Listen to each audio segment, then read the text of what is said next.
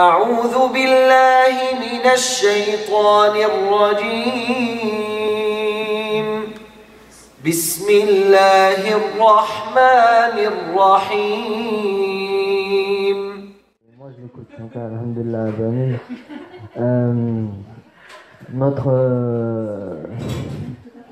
Notre tijaniya, notre tariqa, notre islam, notre tasawwuf, notre ihsan, notre iman, tout ça, alhamdulillah, et même l'islam de manière générale, sans parler des particularités de chacun, l'islam, il est obtenu des rijal, des hommes, c'est-à-dire des poitrines. Comme disent les ulama, l'ilm fil sudur wa laysa fis sudur. L'ilm, la science est dans les poitrines et elle n'est pas dans les lignes, à sutur, les lignes, c'est-à-dire les lignes, c'est-à-dire dans les livres. Donc, même aujourd'hui encore, on peut entendre des hadiths des prophètes sallallahu alayhi wa sallam. Des gens qui disent ce hadith, ils l'ont entendu de gens qui l'ont entendu de gens qui l'ont entendu de gens qui remontent jusqu'au prophète sallallahu alayhi wa sallam. Et ça, c'est une particularité, une science particulière de la communauté du prophète sallallahu alayhi wa sallam, qui n'ont pas été données dans les autres communautés. La preuve, c'est qu'aujourd'hui, ils n'ont pas pu préserver, par la volonté divine, ils n'ont pas pu préserver la science, la connaissance qu'Allah leur avait confiée. Donc, alhamdulillah, la communauté du prophète sallallahu alayhi wa sallam, c'est la communauté qu'on leur a donné ilm sanad, la science de la chaîne de transmission. Et donc il y a des chaînes de transmission dans le qira'at al-Qur'an, dans le Coran, dans le hadith, et dans même toutes les sciences. Au mois de novembre l'année dernière, j'ai accueilli un cheikh qui venait de Syrie, et le cheikh Mohamed Yaqoubi, et tous les livres qu'il enseigne, que dans n'importe quelle science, il a la chaîne de transmission qui remonte jusqu'à la personne qui a écrit ce livre. Donc nous, on a eu la chance de l'avoir pour la Arba'in Nawawiyya, les 40 hadiths d'Imam Nawawi, et donc il nous a récité sa chaîne de transmission, même plusieurs chaînes, parce qu'il a plusieurs chaînes, donc il nous a récité plusieurs chaînes de transmission. Il nous a donné par écrit également de toutes les personnes de qui il a entendu ce hadith, qui remonte jusqu'à l'imam Nawawi. Et après, l'imam Nawawi lui-même, il a plusieurs chaînes de transmission qui remontent jusqu'au prophète sallallahu alayhi wa sallam. Et alhamdulillah, donc ça c'est concernant l'islam. Alhamdulillah, c'est la façon dont Allah subhanahu wa ta'ala, ou une des façons dont Allah subhanahu wa ta'ala a décidé, a choisi de conserver, de préserver cette religion. Et donc, dans la science du tasawwuf, c'est une science de l'islam parmi toutes les sciences. Et dans cette science également, il y a ce qu'on appelle le sanad, c'est-à-dire les rijal, les hommes qui ont transmis cette science de poitrine en poitrine. Et donc on appelle ça la silsila. Dans le tasawwuf, les silsila, c'est les sanad, c'est les de shiur en shiur qui se transmettent cette science. Et alhamdulillah, donc nous, ou moi j'ai envie de dire, cette science, je la reçois donc d'un cheikh, qu'il a reçu d'un cheikh, qu'il a reçu d'un cheikh, etc. Et notre cheikh à tous les Tijani, notre cheikh, c'est cheikh Sidi Abel Abbas Ahmed Mohamed Al-Tijani Al-Hassani Al-Sharif radiallahu ta'ala anhu. Donc cheikh Ahmed Tijani, c'était un cheikh, on va dire, de ce qui est actuellement l'Algérie, donc un cheikh d'Algérie, d'Ain Mahdi précisément, qui a immigré ensuite à Fès, où il a propagé sa tariqa. Et donc il l'a transmise, il a autorisé des gens à retransmettre cette tariqa qu'on appelle les muqaddam. Et donc, de muqaddam en muqaddam, la science de la Tijaniya, les secrets de la Tijaniya, l'enseignement de Cheikh Ahmed Tijani, il est passé de personne en personne. Et il a transmis le taqdim, l'autorisation d'initier les gens à la tariqa Tijaniya, il l'a transmise à plusieurs personnes. Et une d'entre elles, c'était un shérif qui est ensuite parti habiter à Médine, dans l'entourage du prophète sallallahu alayhi wa sallam. Donc ça, on parle du 19e siècle. Et donc, ce cheikh, c'est Cheikh Mohamed Al-Ghali Al-Hassani Tijani, radiallahu ta'ala anhu. Ce cheikh, ce shérif, radiallahu anhu, c'est connu dans la tariqa que Cheikh Ahmed Tijani, il le préparait pour initier le Mahdi, alayhi salam, al-Mahdi al-Muntada. C'est connu dans la tariqa. Il y a même des gens qui m'ont appelé qui voulaient rentrer en communication avec Cheikh, même c'était un frère d'Argentine, d'Amérique latine. Il m'a appelé parce qu'il voulait que Cheikh lui donne, Cheikh Tijani Sal, lui donne la tariqa pour avoir la baraka de Shérif Mohamed Al-Ghali radiallahu anhu, parce que on sait que c'est de cette silsila-là que le cheikh, que l'imam Al-Mahdi Al-Muntader sera initié à la tariqa Tijaniya, Inch'Allah ta'ala. Et Shérif Mohamed Al-Ghali radiallahu anhu, c'était une personne qui n'avait pas nécessairement beaucoup étudié la science de la charia, l'ilm, tout ça. Donc, et lui, donc, il attendait le Mahdi en personne à Médine. Et quand un élève est venu d'Afrique noire, il l'a rencontré au Hajj à la Mecque. Il l'a rencontré, ils sont retournés tous les deux à la Mecque. Il n'avait pas idée que c'était à lui qu'il fallait qu'il transmette le secret pour le secret que lui avait donné Cheikh Ahmed Tijani. C'était à lui qu'il fallait transmettre. Cet Africain noir qui venait d'Afrique noire, qui venait d'Afrique de l'Ouest, il n'avait aucune idée, il ne se doutait pas que c'était à lui qu'il fallait transmettre, jusqu'à ce que Cheikh Ahmed Tijani vienne lui-même en songe pour dire à Shérif Sidi Mohamed Al-Ghali que c'était à lui qu'il fallait donner. Et celui en question, c'est Cheikhna, notre cher Cheikhna Omar Tal Fouti, Omar Tal Fouti, Omar ibn Othman Tal Al-Fouti. Donc Cheikh Omar Fouti, c'est le cheikh qui a pris de Shérif Mohamed Al-Ghali. Lui, il a transmis, et lui, mashallah, c'était un grand érudit, un grand savant, il avait beaucoup étudié, mashallah. Et donc, il a pris ce qu'il avait à apprendre de Sidi Sharif Mohamed Ghali, et il est reparti pour propager la tariqa au Mali, au Sénégal. Et donc, c'est ce qu'il a fait, et il est la cause de l'islamisation de toute l'Afrique de l'Ouest. Et il est mort shahid du Mujahid fi sabilillah, dans le djihad fi sabilillah, et il est enterré au Mali. On a eu l'occasion de le visiter là-bas, alhamdoulilah, à Bamé, et sa famille, ainsi que visiter l'endroit où il a été fait shahid, dans une explosion dans une grotte. Et donc Cheikh Omar Fouti, il a donné ensuite la tariqa, il a initié Meiro Tijani, Cheikh Meiro, qui était l'oncle de Hajj Malik Sy. Et le Hajj Malik Sy, donc l'oncle de Hajj Malik, Meiro Tijani, c'était un habitant d'Afrique de l'Ouest également. Et donc lui, c'était pareil, il n'avait pas beaucoup étudié. Donc il a pris d'un cheikh, un érudit, Cheikh Omar Tal Fouti, Et il a pris de lui la Tijaniya et l'éducation et le taqdim.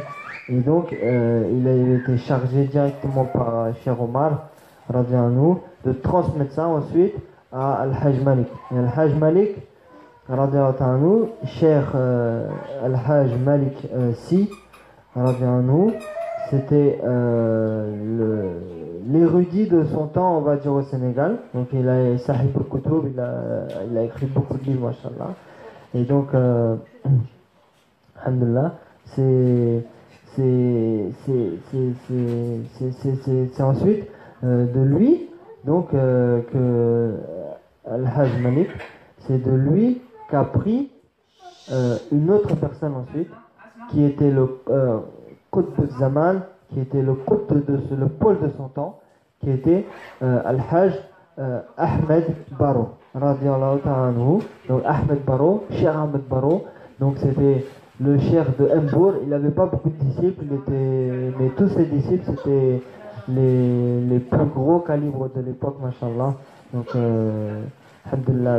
Et Cheikh Ahmed Baro, radiallahu ta'ala anhu, il a ensuite transmis la tariqa à son disciple qui s'appelle Mohamed Saïd. Mohamed Saïd Ba, Mohamed Saïd Ba At-Tijani, donc qui était pareil du Sénégal et qui a fondé par la suite la ville très connue qui s'appelle Medina Gounas, où il y a un Dakar là-bas avec plusieurs milliers, des dizaines de milliers de personnes chaque année qui se réunissent là-bas pour 3 jours pour faire des wadifas, des hadras, écouter les chiours, etc.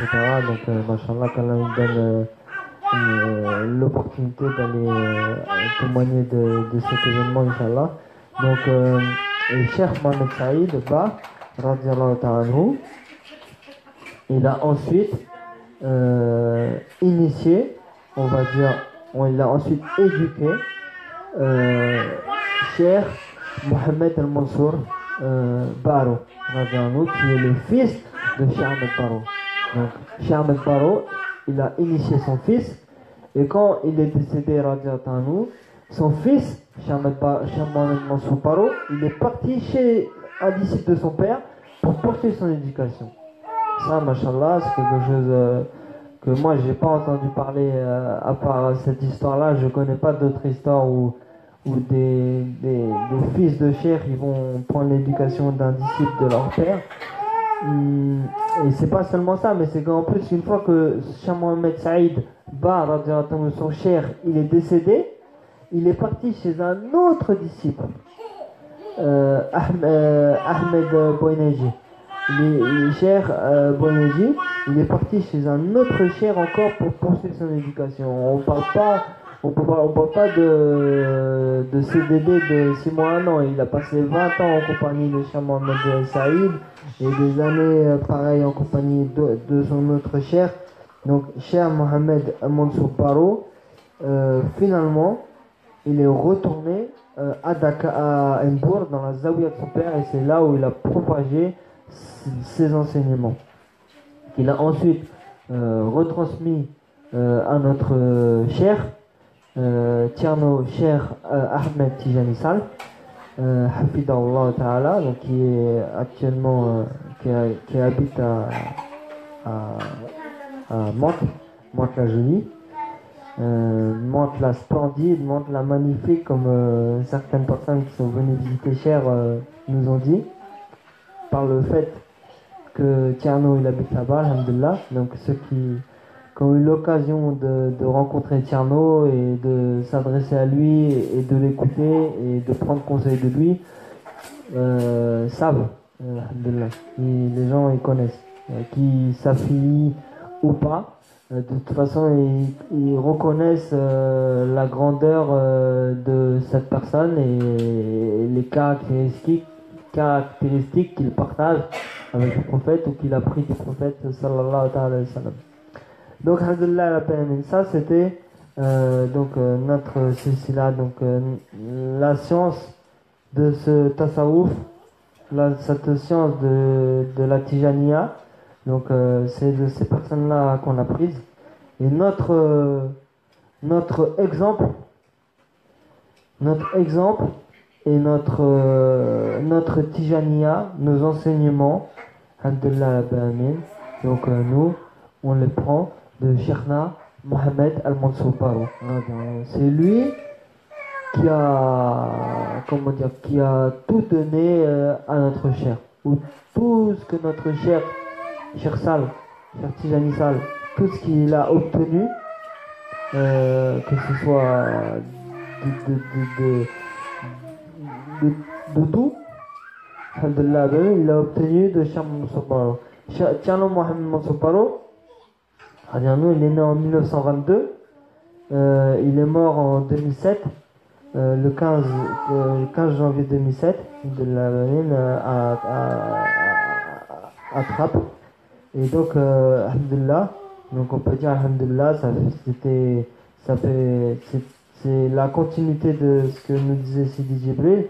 Donc alhamdulillah dans les bienfaits et les maqamat et les bassins dans lesquels Allah subhanahu wa ta'ala fait tremper ses esclaves. Donc alhamdulillah, on ne peut pas dire qu'on l'a choisi parce que de toute façon dans l'absolu on ne choisit rien. Donc on remercie Allah que nous, c'est là que Allah subhanahu wa ta'ala nous a mis. Sidi Haj Malik radhiyallahu anhu, pour donner une référence tijane, mais si c'est pas une référence tijane, je peux dire que c'est Cheikh Ahmed Zarrouq radhiyallahu anhu. Dans leur définition du tasawwuf, tous les deux, et ces deux exemples parmi tant d'autres, ils ont expliqué et ils ont dit la complexité et le nombre peut-être incalculable de définitions de ce que c'est le tasawwuf. Cheikh Zarrouq, il en a recueilli 3000 définitions de ce que c'est le tasawwuf. Et ça, comment on explique ça? On explique ça tout simplement par le fait que Allah subhanahu wa ta'ala, il donne ce qu'il veut à qui il veut. Et donc, chaque personne qui va définir le tasawwuf, si moi je demande à un frère de définir le tasawwuf, et si moi je définis, si je demande à mon cher de définir le tasawwuf, on va avoir déjà là des définitions différentes. Pourquoi? Parce qu'Allah subhanahu wa ta'ala, il a aucun de nous, il a donné la même chose. Donc la perception, le goût qu'on va avoir avec du tasawwuf, de ce que c'est le tasawwuf, la perception, on va en avoir, chacun va avoir une définition différente. Et nous, alhamdulillah, donc dans notre cheminement, qu'est-ce qu'on essaie de faire? C'est abandonner 2999 définitions pour les définitions de Sidi Zarrouq et en garder une, et c'est celle de notre chair. Et donc c'est de tout délaisser. Et ça c'est ce qu'on apprend à faire, c'est de délaisser tout ce qu'on a appris auparavant pour essayer de purifier l'intérieur pour ensuite pouvoir le remplir, parce que sinon ça devient c'est trop compliqué. On peut pas prendre de plusieurs sources. Ça c'est une caractéristique de la Tijaniya, donc c'est que c'est de ne pas être initié ou de ne pas avoir de wird d'autres tariqas. Donc ça c'est, comment dire, ça ne démontre pas, ou ce n'est pas quelque chose, une arrogance ou vouloir démontrer que la Tijaniya est supérieure, et donc non, c'est juste on va dire une caractéristique de la Tijaniya, que la Tijaniya, si on veut pas l'apprendre, on l'apprend pas, il n'y a pas de souci, alhamdulillah. Mais si on veut l'apprendre, donc ça fait partie des engagements, donc ça fait partie de suluk, du cheminement dans la tariqa, qu'on doit délaisser les autres awrad, Inch'Allah ta'ala. Et donc, Cheikh Mohamed Al-Mansour Paro, donc moi j'ai entendu mon cheikh, pour vous donner juste comme exemple, disons que l'impact qu'il a eu sur les gens, c'est la parole de Cheikh Tijani Sall. Quand il s'est adressé à la grande mosquée des Ulysses, il y a le vice-président de la grande mosquée qui est venu lui parler et il voulait lui dire quelque chose de pas très gentil. Et donc, avant même que cette personne-là puisse lui dire, Cheikh, il a commencé à parler de son Cheikh. Et il a dit une chose qui m'a frappé. Subhanallah. Il a dit, Cheikh, en parlant de son Cheikh, il a dit, Cheikh, il m'a dit, il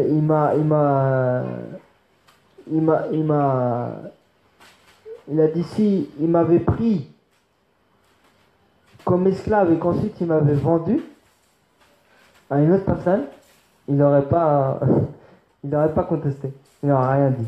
Subhanallah. Donc, alhamdulillah, ça c'est pour nous dire à quel point l'impact de ce cheikh, donc qu'il a eu, donc particulièrement à notre cheikh. Mais alhamdulillah, donc ça c'est des choses, moi